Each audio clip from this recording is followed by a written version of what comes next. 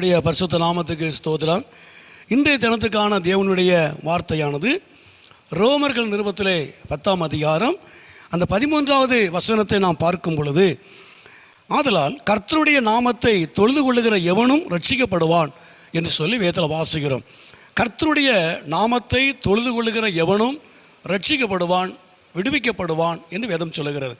ஆகவே நாட்களில் ஒரு குறிப்பிட்ட சமுதாயத்தையோ ஒரு குறிப்பிட்ட தேசத்தாரையோ அதாவது ஒரு குறிப்பிட்டவர்களையோ வேதம் சொல்லவில்லை. கர்த்தருடைய நாமத்தை ஆராதிக்கிற எந்த மனுஷனாக இருந்தாலும், கர்த்தருடைய நாமத்தை தொழுது கொள்ளக்கூடிய எவனாக இருந்தாலும், எவராக இருந்தாலும், எவர்களாக இருந்தாலும் அவர்கள் ரட்சிக்கப்படுவார்கள், விடுவிக்கப்படுவார்கள் என்று சொல்லி வேதத்தில் வாசிக்கிறோம். எல்லாவற்றிலையும் கர்த்தர் நமக்கு விடுதலை கொடுக்கிறவர். பாவத்தில் இருந்து சாபத்தில் இருந்து மாத்திரமல்ல, எல்லா விதமான பிரச்சனைகள், போராட்டங்கள், பிசாசுடைய எல்லா விதமான பிடியில் இருந்து அவர் விடுவிக்கிறவராக, ரட்சிக்கிறவராக இருக்கிறார். கர்த்தருடைய நாமத்தை ஆராதிக்கிற எவராக இருந்தாலும், யாராக இருந்தாலும் தேவன் அவர்களுக்கு ரட்சிப்பை, நல்ல விடுதலையை அவர் கொடுக்கிற ஒரு நல்ல தேவன். அது மாத்திரமல்ல, இரண்டாவதாக 128ஆம் சங்கீதத்தில் அந்த 1ஆம் வசனத்தை நாம் பார்க்கும் பொழுது, கர்த்தருக்கு பயந்து அவர் வழியில் நடக்கிறவன் எவனோ அவன் பாக்கியவான். ஆகவே நாட்களில் கர்த்தருக்கு பயப்படுகிறவன், அவருடைய வழியிலே நடக்கக்கூடிய யாராக இருந்தாலும் அவன் பாக்கியவான் என்று சொல்லி வேதத்தில் வாசிக்கிறோம். உண்மையாகவே நாட்களில் கர்த்தருக்கு பயந்து அவருடைய வழியிலே நடக்கிற யாராக இருந்தாலும் அவர்கள் இந்த பூமியிலே, இந்த உலகத்தில் அவர்கள் ஜனங்களுக்கு நடுவிலே பாக்கியவான்களாய் கர்த்தர் மாற்றுகிறார். என அநேக ஆசீர்வாதங்களை தொடர்ந்து நம்ம கீழே வாசிக்கிறோம். உண்மையாகவே அவர் ஆசீர்வதிக்கிறவர், நம்முடைய குடும்பத்தை ஆசீர்வதிக்கிறவர், நம்முடைய வாழ்க்கையை தேவன் ஆசீர்வதிக்கிறவர், நம்ம பிள்ளைகளை கர்த்தர் ஆசீர்வதிக்கிறவர், நம்ம பிள்ளைகளின் பிள்ளைகளை கர்த்தர் ஆசீர்வதிக்கிறவர்.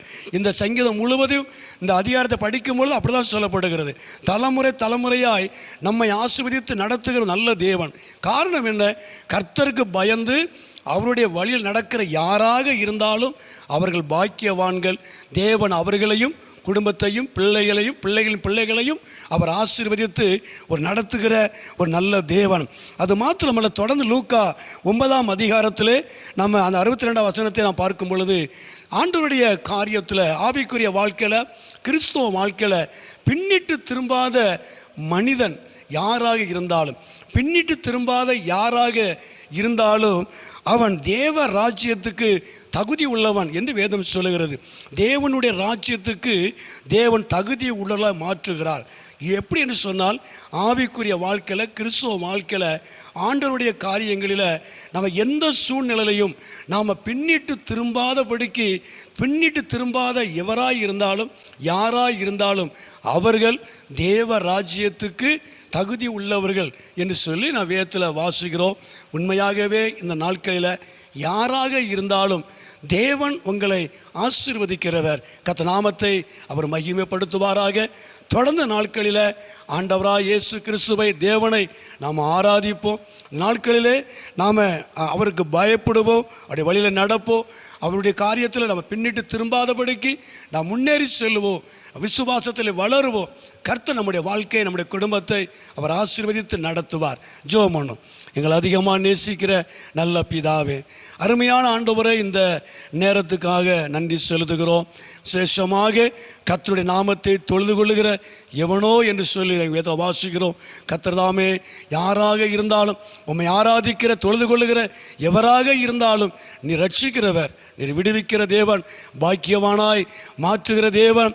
ஆண்டவரே, உம்முடைய ராஜ்யத்துக்கு தகுதி உள்ள மாற்றுகிற தேவன். நம்ம நன்றியோடு அங்களுமே துதிக்கிறோம். இந்த சத்தத்தை கேட்டுக்கொண்டு அருமையான உடைய பிள்ளைகளை, குடும்பங்களை என் தேவன் ஆசீர்வதியும், இப்படி நாமத்தை மகிமைப்படுத்தும், நீர் மகிமையான காரியங்களை செய்யும். இயேசுவின் நாமத்தில் ஜெபிக்கிறோம் நல்ல பிதாவே. ஆமேன், ஆமேன்.